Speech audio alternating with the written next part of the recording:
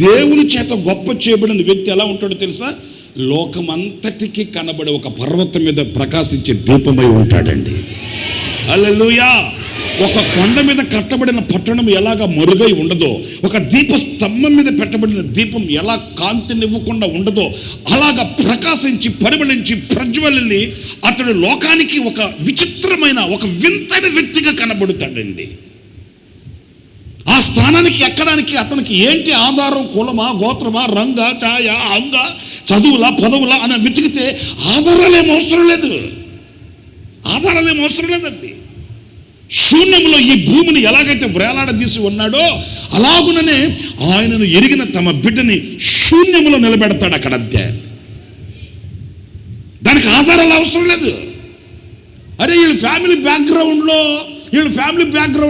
ఇంత గొప్పోళ్ళు ఎవరు లేరే, వాళ్ళ అన్నదమ్ముల్లో, అక్క చెల్లెల్లో, లేకపోతే రక్త సంబంధికుల్లో, ఇరుగు పొరుగు వాళ్ళల్లో, వీళ్ళ బంధుమిత్రాదుల్లో ఇంత ఘనంగా బ్రతికిన వాళ్ళు ఎవరు లేరే, ఈ అబ్బాయి ఇంత ఘనంగా ఎలాగ ఎదిగాడు అని అంటే వెనకాల బ్యాక్గ్రౌండ్ అవసరం లేదు, ఆధారాలు అసలు అవసరమే లేదు.